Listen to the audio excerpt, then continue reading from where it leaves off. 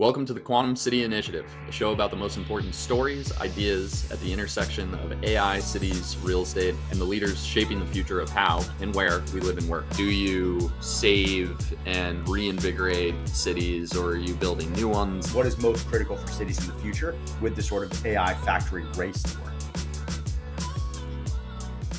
All right, welcome to the show. Welcome to the show. We are back, episode 15. We missed a week. It happens. Life gets in the way, work gets in the way. But more importantly, we're back here this week. The sun is out. The government is shut down. Air travel is going to be affected. Michael Burry of Big Short fame is shorting the entire market with 80% of his portfolio. Market's selling off. Bitcoin is down. But you know what? That 15 is here. Chase, how you doing this week, brother? Well, better than last week. That was my bad. We missed getting the Pilgrim daycare cold around my house. So I'm back on my feet. I don't think it was a cold, dude. I think it was a little more of an illness than just a cold. A cold can't ground you, man. You know what I mean? You would have powered. I would have soldiered up for the show if it were cold. That's true. But hey, we're back, and that's the important thing. We got a lot to talk about this week. Our producer, Justin, got some feedback from us on our format, a little bit of inside baseball here. Justin writes the show notes, and then we trash them, and then we rewrite them every week. And so we got to, for an efficiency standpoint, that doesn't make sense. We're going to take some of the feedback from Justin this week. We're going to get back to kind of the original program, get an anchor story, get a quantum section. After all, that's what the fans want. So let's dive right in. We got a lot to talk about, a lot of news, a lot of quick hits. But let's talk about the anchor story this week, Nvidia. We've talked about Nvidia, obviously, for quite some time now. But they just hit a $5 trillion market cap. The first company ever in history to hit a $5 trillion market cap. Chase, how much is $5 trillion? I believe that's carried the two. That's four more than one. That's four more than one. It's four more than one, and it's bigger than the German economy. It's a lot. It's 25 Disneys. It's 50 Nikes. Just do it. It's the combined value of pretty much every other AI and quantum computing stock out there combined. And it carries massive weighting in the S&P 500. Obviously, it influences the entire market, which is why I joked about Michael Burry in the intro. And again, Big Short fame. He's predicted, I think, what was the stat? It was like 18 of the last 2 recessions. And he is on his game, but he is shorting the market here, which is tricky. But what we want to talk about... I don't like that whole predicting short. If you just stay short for a really long time and get whacked on fees, at some point you'll be right. Now, I'm not saying he's not. That was the joke. He's predicted 18 of the last 2 recessions. Come on, man. I know. But I will say, we have talked about a bubble. But what's going on here with Nvidia is really the impact that it could have, again, on the global economy and commercial real estate. Because think about this. The Nvidia boom is powering really all of the infrastructure and the AI data centers that are out there with Facebook and OpenAI and Amazon and whatnot. So the commercial real estate connection here, we've been getting out of this post-COVID high interest rate environment. We've been booming. The real estate market's coming back. We have some really good stats and some earnings later to talk about. But the impact here, if Nvidia does have a 20% sell-off, where's this going to be felt? It's got to ripple all the way down to commercial real estate, right? What's fascinating is that these AI, I guess you would call it AI corridors or something like that, are very similar to what happened with the railroads. This is critical infrastructure that you're seeing in a lot of interesting locations across the country that are not just necessarily where tech is developed. So I think that's a good thing and fascinating, but it also means that it's significantly broad enough that if something does go wrong, it's not just a little tech bubble. We're gonna feel this beyond Silicon Valley. But you got to take the good with the bad. And obviously in our category with commercial real estate, hottest commodity right now is a megawatt. Everybody needs that power. So if we build it out and if we have the downstream demand for the services that come from all of this build out, everything will be fine, right? So there's a lot of pressure on all of us sitting at the application layer to deliver real value to justify the infrastructure build out. I think, again, we've talked about the main difference between quote unquote what this bubble is compared to what the .com bubble is. And everybody talked about how this is different. And sure, we could be overbought, and sure, there could be some notion of a correction. But the defense of this quote unquote bubble compared to the last one was that there was real infrastructure and sort of real technology being built. I get that from a defense, right? We argued that a couple of shows ago. That makes sense. But to me, that's also the scariest part of all of this, because now you don't just have a tech bubble, like you said, where impact will be felt just in Silicon Valley. It's going to be all outside Silicon Valley. You talk about all these corridors, you talk about all these developers that are out there. Nvidia gets whacked and OpenAI gets whacked, and we'll talk about an interesting story from them this week. There's a lot more pain to be had, and it's going to be in our world. It's going to be in real estate. And there's a lot of historical precedents for this. There was Britain in the 1840s had a major kind of bubble burst around railroads because you move from investment to speculation. And so I would love to see someone do a much deeper analysis on how much data center investment is really speculation. Like how much connect to demand is there? Related just announced a big data center deal that's directly with Oracle and OpenAI. That's probably about as safe as you can get. CBRE bought a data center business this past week. We know of a lot of people going into data center, and I talk about this on every show, which is when the tourists start running into a category like lab and it gets overbuilt.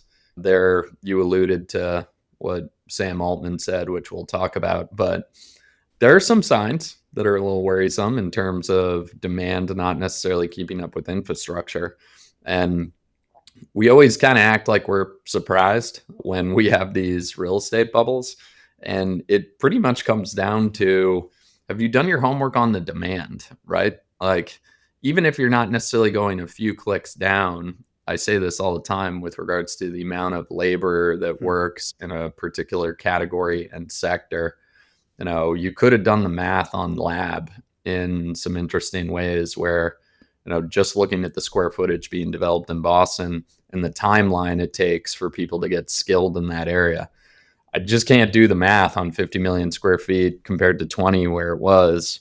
Why we all thought that was a good idea. So you're saying that there's what, artificial demand, or the demand is they're assuming inflated? demand. Right. Assuming demand. They're so assuming not doing demand. the homework on this demand. Yeah. And I'm guessing there's going to be some of that in data center. Yeah. All right. Listen, are you, not that we do any financial advice here, not even remotely close.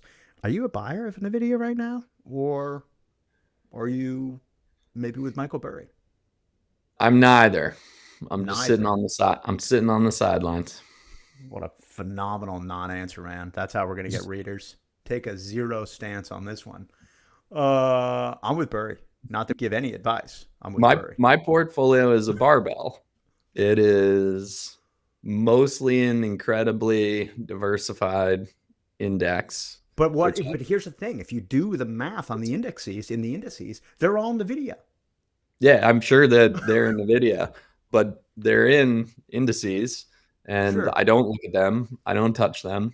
I have very little in the middle. Your And indices, your S&P pretty much 500, all all of your my- indices are all AI nowadays. They're all AI. Yeah. And much of my sweat and capital equity is in a high-risk startup, HQO. That's why I'm trying to tell everybody not to chase bubbles. We need you guys to stay on your feet. We're long on that one. All right. So we held Strat a couple of weeks ago, and we really dove into the notion of what was a quantum city, right? How do you get ready for a quantum city? You famously authored the Quantum City Initiative, obviously a wonderful white paper. I believe it's been picked up and published across a number of publications.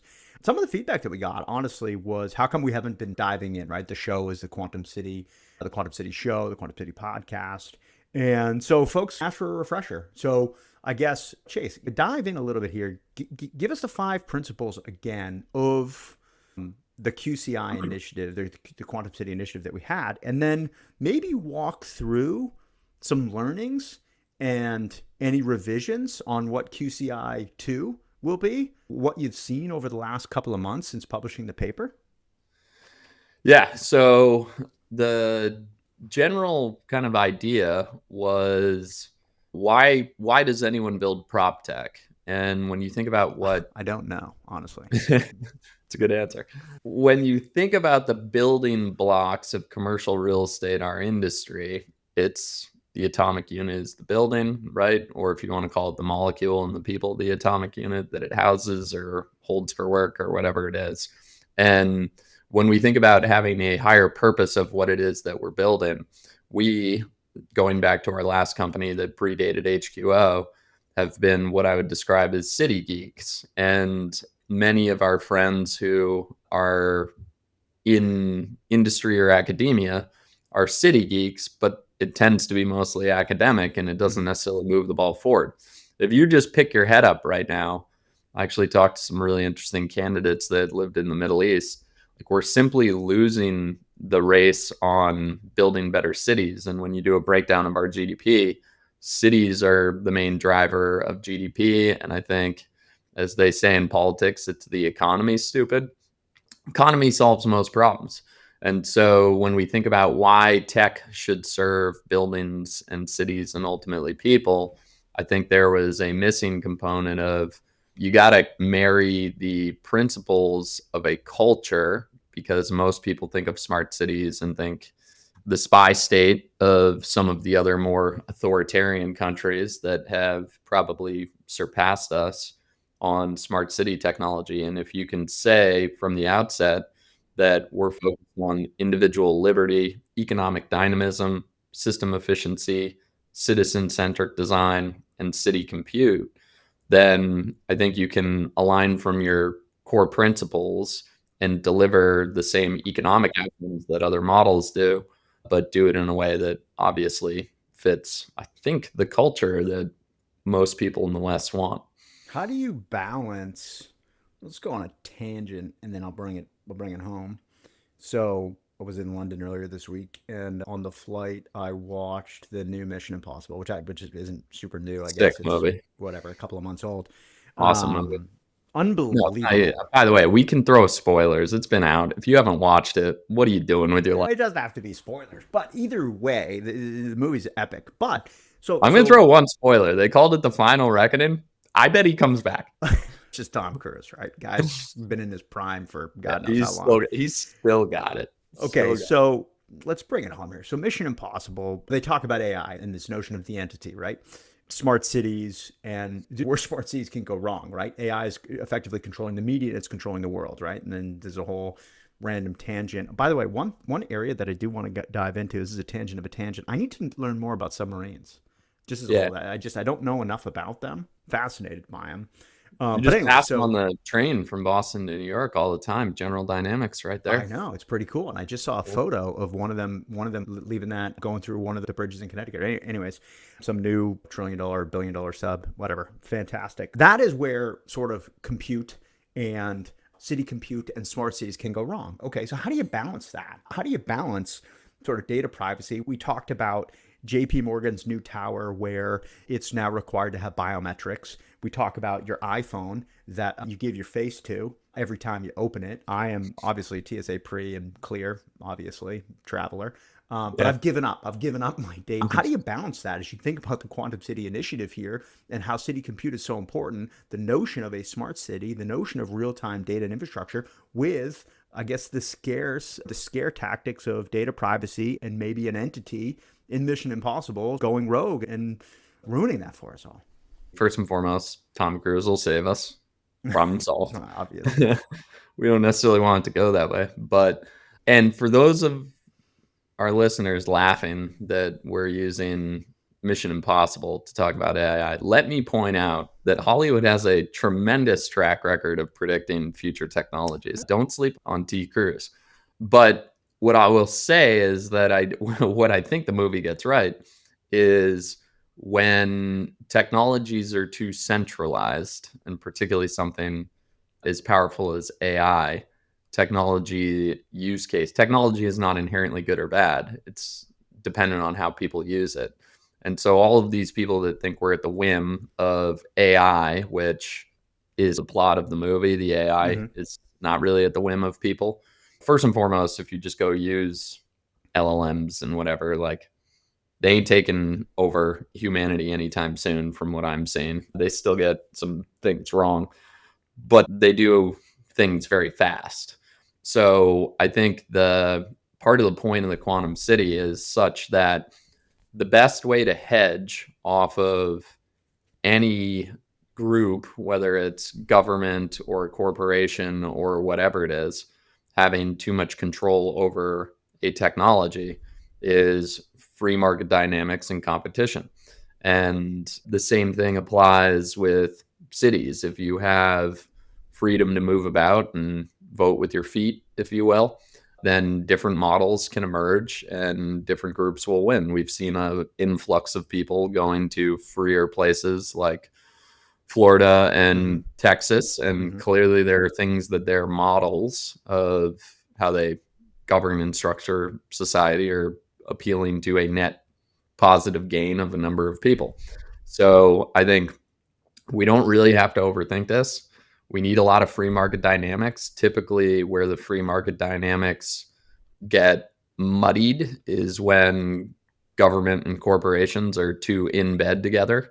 And for the people who freak out about pointing fingers at one party or the other, if you zoom out over 100 years, different parties at different times get in bed with the corporation. So like everybody does it. But I think that's the critical thing. And the best articulation of this comes from Bill Gurley, who used to be a Benchmark. He has done a tremendous job of talking about what he calls regulatory capture.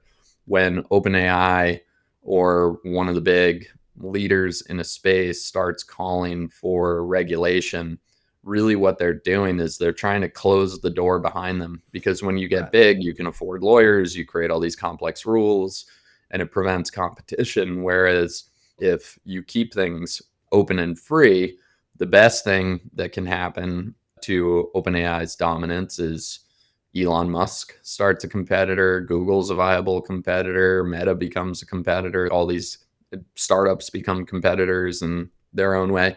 So I think that's critical when we think about if you want to imagine the downside, pessimistic paths of where AI could take us. Now, I got a question, and I'm going to have to talk about it now. But is OpenAI really open? And you know what? Don't answer that yet. Let's talk about my more sort of relevant question. How will we know we're in a smart city?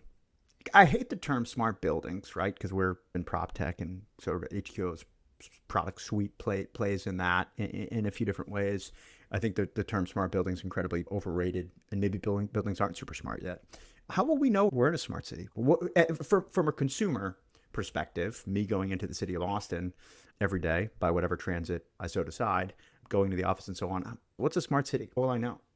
Actually, or am I there and I don't know? Or is that the thing that I don't know? I think you'll know. I don't think it's going to be the Matrix. I think to use a much more dystopian user experience, one that I certainly would not vote to be a part of, but currently exists in the world today. I talked to a gentleman who he lived in Dubai, and I don't want to misquote him. I forget if it was in Dubai or if it was when he would travel to Saudi Arabia.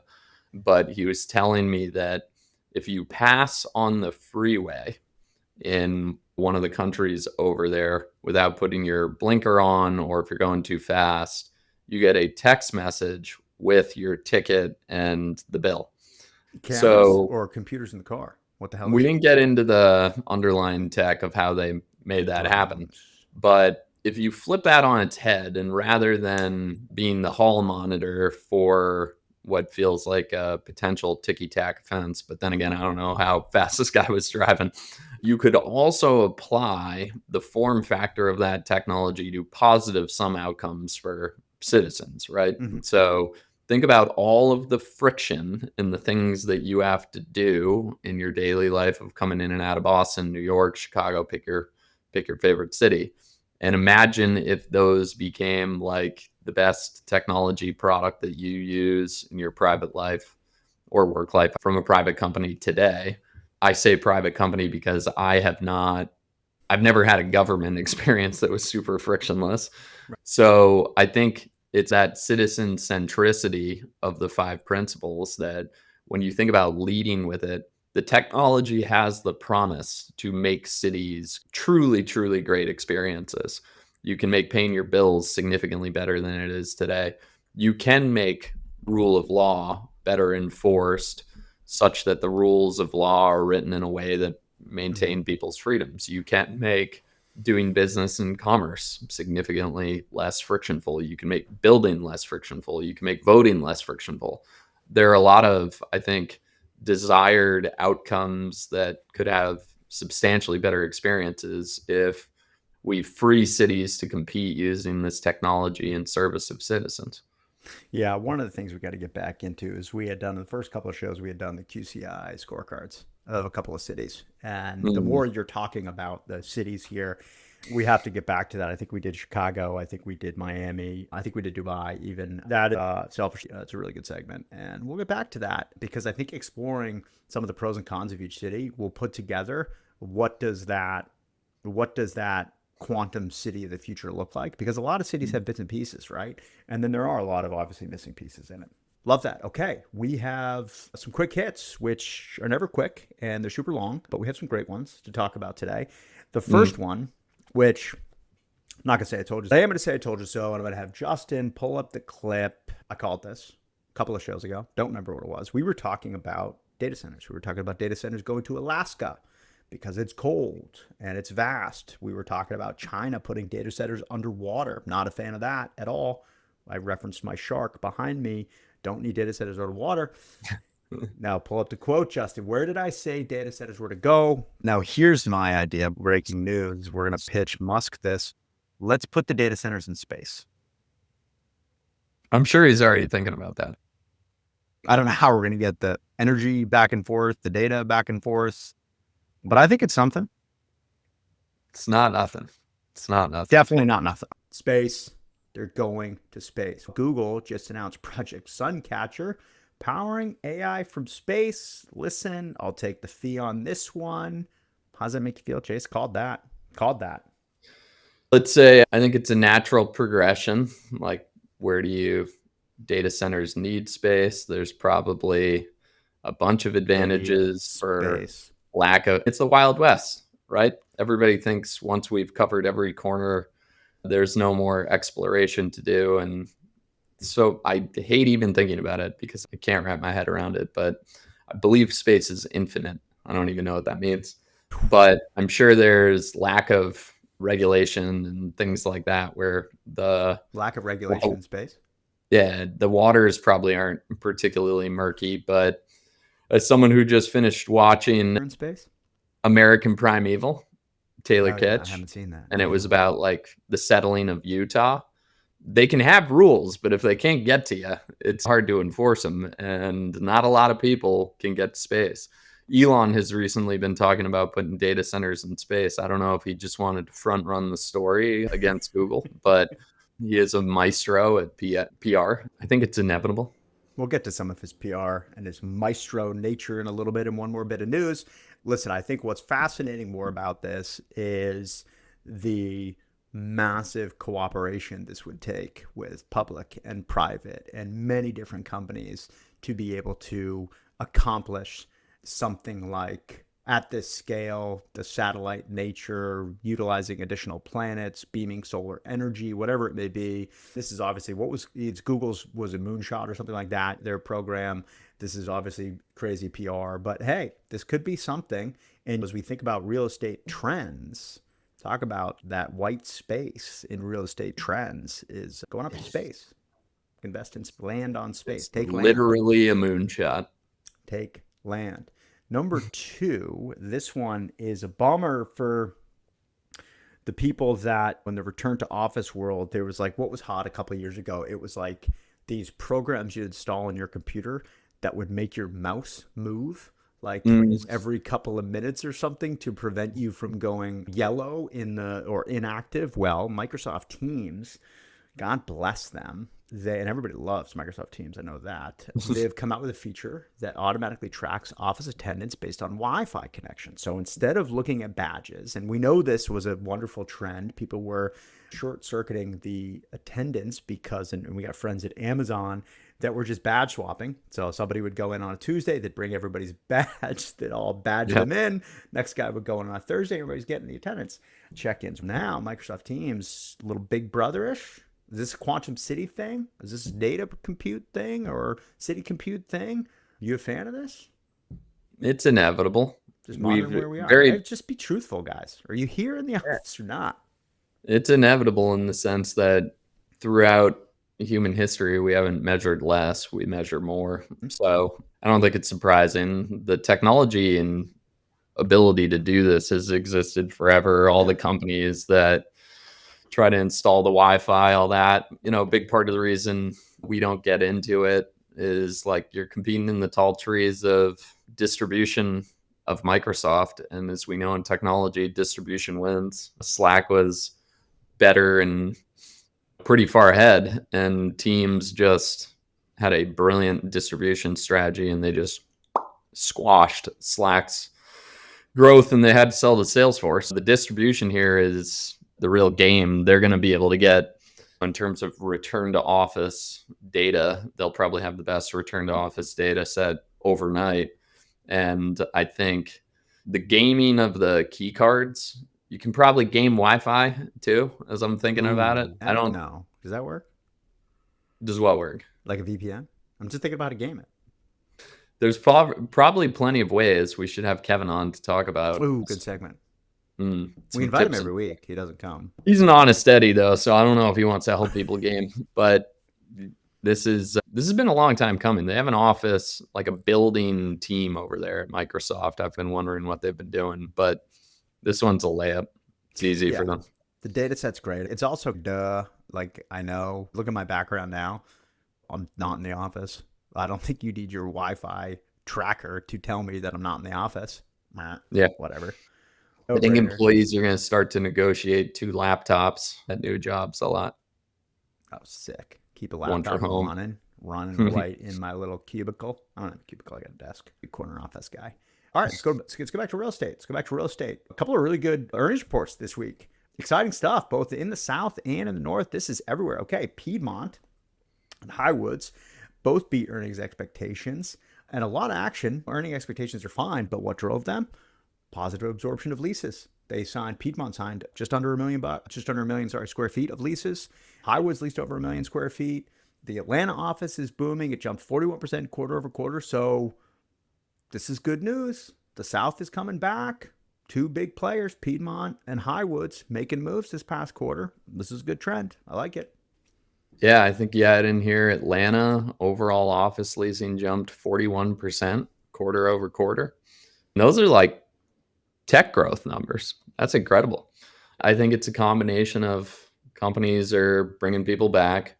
There's labor pressure, whether real or not, with the idea that AI can start taking people's jobs. And that's just another form of competition. So you're going to get more compliance from people.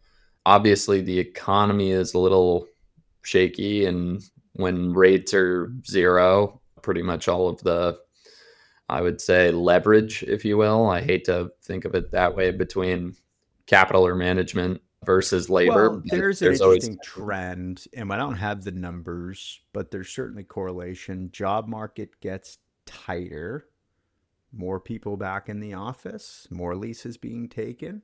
Yeah, and it came from ZERP. A lot of people thought they were like wildly talented and productive, but I think a lot of people underestimate the power of zero interest rate money. Speaking of more power to the people, Boston Properties also had its best quarter since 2019. BXP, our good buddies over there, they signed, not to outdo Highwoods and Piedmont, but we know our homers in Boston do a little bit better than down south.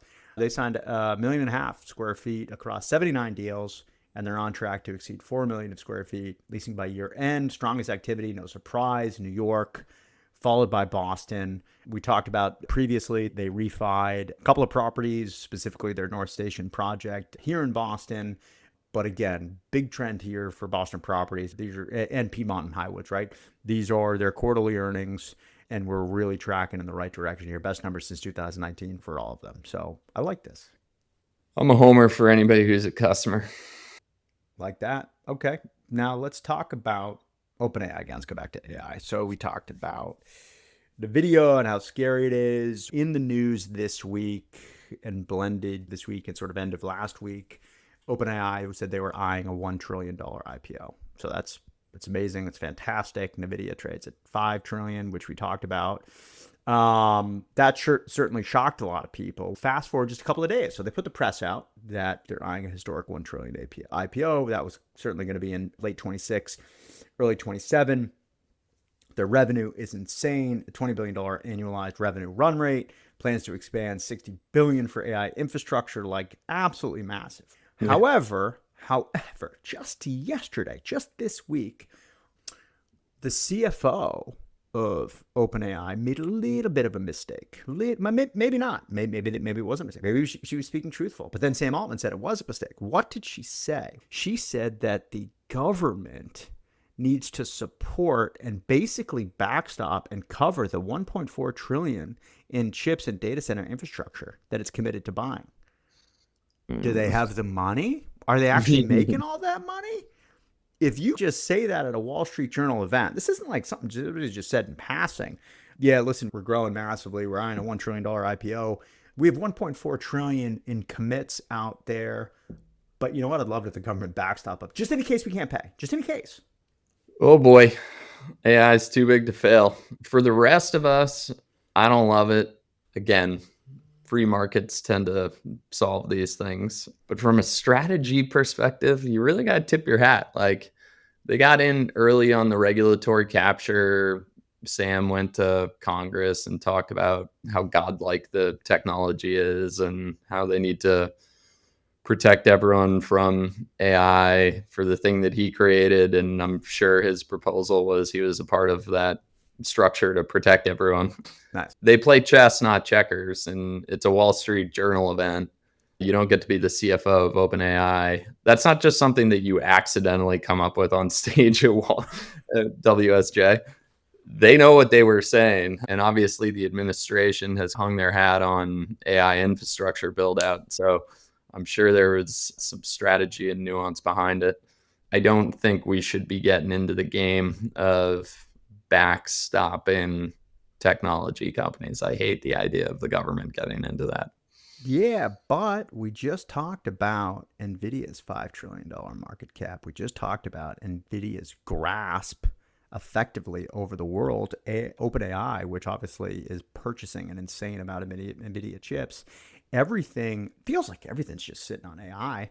What happens if, or I don't know how to do that sound, pop, whatever bubble. There you go. That was a nice one. That we're in. I don't know, man. This has got TARP. This has got too big to fail. This has got 2008, 2009 written all. No, you don't think so? This has got it written all over it. All over it. No, I don't think as many people are as exposed to OpenAI as OpenAI would probably hope. I think more people are exposed to Nvidia and OpenAI than we think. And the only reason why I'm saying that is if you, and I don't have the exact numbers, but if you read about how exposed hedge funds, how outside of Michael Burry shorting it, how exposed pension funds, how exposed the investment into Nvidia really is, it's a lot. And OpenAI is a part of that. Yeah, so then they should dial back their expenses, manage their company the way they should manage their company, and tap the capital markets, which I'm not sure there's anybody better, probably Elon, but like Sam is a maestro of tapping the capital markets and you're IPOing. So go do it. And yeah, do it. Manage your stop P&L. talking about it. Yeah, Don't maybe make the American taxpayer bail out your non-for-profit, for-profit. Non-for-profit, for-profit. That's interesting. Was this a play? Was this a play to just fast track his IPO? This isn't, like you said, you don't just mince these words together and say you want a government backstop and allude to the fact that you might need a massive capital injection of what, 1.4 trillion. And what was the headline we just talked about? They're eyeing a $1 trillion IPO. So maybe this is a little bit of a fast track to OpenAI. Get rid. And this is maybe where the government comes in. The government has to come back online. It's got to open back up so that the SEC and we can actually get some IPOs happening again. We do know that. But maybe this is a fast track to an IPO here. Interesting. I think they're pulling a young Rupert Murdoch, as you and I have talked about. Murdoch, when he was in his 20s, learned you don't want to be the smallest loan on the bank's books. You want to be the biggest because they can't afford for you to go under. Yep. They have certainly got a lot of people on the hook that are very dependent on their success. Smart strategy. Love it. Government backstop, OpenAI, closed AI. I just love the Sam Altman and Elon Musk's. Yeah, they're tweeting at each other. Or X feud, whatever it is. Just, it's good content, folks. Okay, last quick hit this week, and this is just unbelievable. Unbelievable. Listen, you were just talking about Saudi, you were just talking about Dubai. Saudi Arabia unveils a $1 billion Sky Stadium plan in Neom. Now, again, shout out to Strata. What a wonderful event we had. Just the people there. We had some folks from Saudi. We had some folks who worked on Neom, and they were talking about it. So this is the world's first Sky Stadium. What is a Sky Stadium? It's a $1 billion suspended sports arena that will sit 1,000 feet above ground. That's an experience. Oh, for sure. And I like everything about the pictures. I love. I don't want to be a hater. Oh, Dan, what is it? The pictures you don't like? I just have a lot of questions. It looks like a soup bowl. It looks like a big soup bowl in the sky. What are your questions? Oh, what is it dangerous? What are your questions, man? It looks unbelievable. It looks amazing. But my questions, let's start at the top. Let's start at the top. The line, which is the main project of Neom, which is like a futuristic city that's literally just a line. It's one big building. Yeah, it was supposed to go horizontal instead of vertical. Ooh. Right. Pretty cool. A little dystopian, but pretty cool. I heard that wasn't going so well in the sand, like that it's in the middle of the desert. So I would be cautious about going up too high in the sand. Hopefully they figure that out. But financially, I know they got a lot of money, but I think that was over budget, behind on project timelines and all that. So it seems like an interesting move to be like, hey, if we can't get this thing on track, let's double down on another kind of out there idea. So that's one question. Why not? And then the second is getting out of Foxborough Stadium stinks, and comparing Foxborough to this is irrational. But how's everybody get out? Like, it's going to be a nightmare getting out. Like, you all got to get into elevators together and then elevators, dude. Elevators. Elevators? Are you joking? How long are you going to be waiting? Flying cars, man. Grow up, Peter Pan. This is ridiculous. You get on an elevator to go up to the helipad, and then you got to wait for the helipad. Oh, get out of here, dude. They're going to find some way to beam us up the 1,000 feet. There's certainly, you make an amazing point. Getting 45,000 people down at the end of a World Cup event. And by the way, they are targeting this, and maybe this is just a ploy to win the Saudis' bid for the World Cup and the Olympic hosting rights. Maybe. That is an interesting point. Logistically, how do you solve this? We talked about some of the tall towers in China and how they've created new jobs for bringing food up and down, because your food can't scale up to the massive towers fast enough. It gets cold. So how the heck are you going to get 50,000 people up and down? It's certainly not going to be an elevator, dude. You're on an innovative QCI show and you're talking about elevators. It's going to be something else, man. Think outside the box.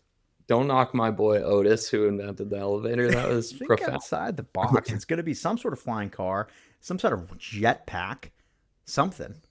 Yeah, I don't know. Elevator. I can't wait to hear. Parachuting.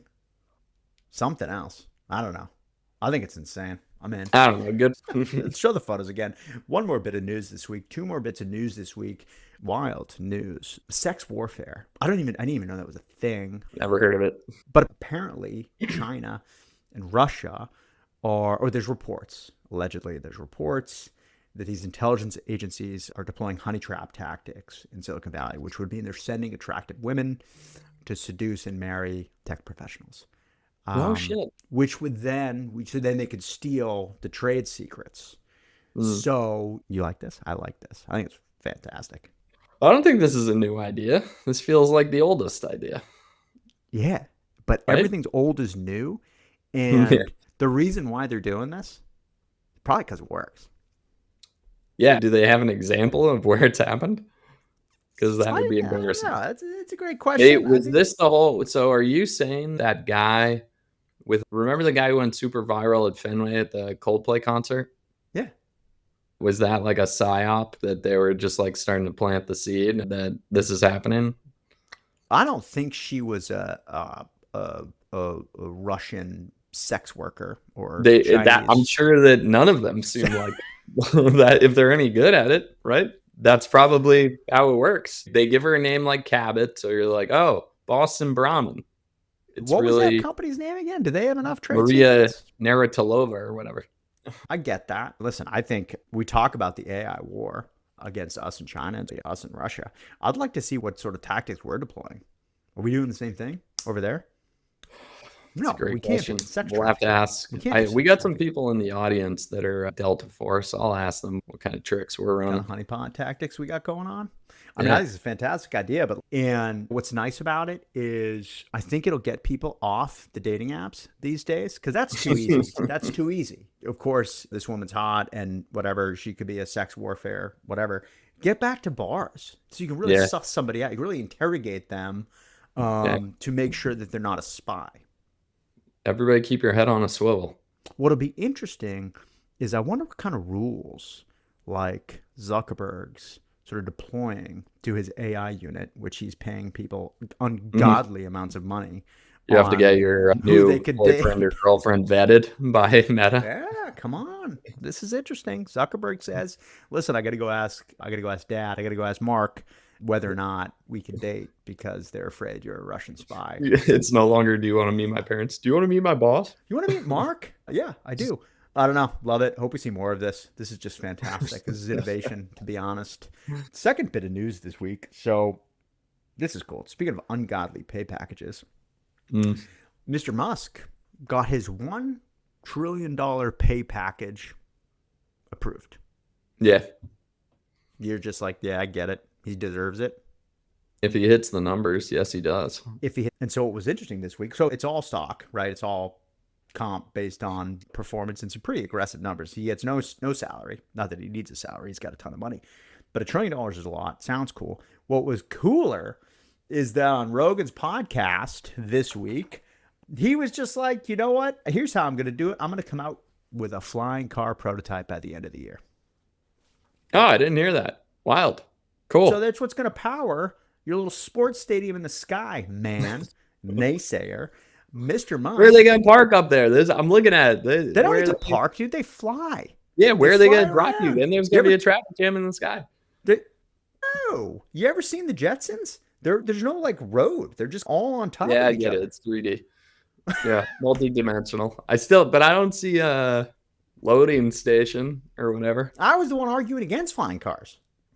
Yeah, and I've been pushing for flying cars for a while. So just to be super clear, I am fully behind, first and foremost, if the metrics get hit, the shareholders will win tremendously. So it's just business. It's a no-brainer. It's a no-brainer. And he always does it the right way in terms of alignment with the shareholders. Yeah. And they voted on it. So governance matters. States shouldn't meddle in that type of stuff. But I'm mostly just concerned about like the logistics of these cars flying people up to the stadium. We just got to think it through. I want to make sure somebody's thinking it through. Does anybody can figure out? It's our modern day rocket man, Elon Musk. Yeah, but is he talking to the people designing the bowl in the Sky Stadium? We got to make sure they hear this. You don't think we'll make the intro? We'll make the intro. Yeah. Of course. Got to make sure Elon Musk is talking to Neo. If not, we'll connect the two. Okay. Wonderful show. Did a QCI recap. Talked about Nvidia's $5 trillion market cap, its potential impact on, obviously, commercial real estate and infrastructure. Danced around Microsoft tracking our Wi-Fi to make sure we're in the office. Jason's a big fan of that. We talked about Google's plan to put data centers and artificial intelligence in space. We love that. We recapped a little bit of Mission Impossible's newest movie, which is fantastic. Spoiler alerts. Talked about the office recovery down south and at home with Boston Properties posting its best quarter since 2019. Talked about AI's asking the government for a backstop. Whoops.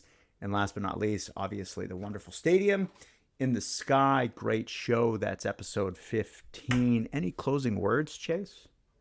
Feel like we could have talked about Tom Cruise a little bit more. So try to work that in. That's a miss. That's a miss. Yeah. We could actually do a Tom Cruise segment. We're figuring out our segments 15 episodes in. I do think Cruise Watch is probably going to be one of them. The guy's an innovator. He really is. Guy, he still has it. Like, it's not debatable. He's still got it. Like, we talked about this. Top Gun, you're like, oh, he's passing the torch. Nope, he's the only one who can fly it. He's the man. He's the man. Yeah. How old is he? 60s for sure. And he's looking great. He's looking great. He looks younger than he does, or he did in the original Top Gun. Anyways, okay, I was trying to Google it real quick. He is 63. That's how we're gonna leave you this week. Tom Cruise Watch, everybody. Episode 15. Thanks for coming out.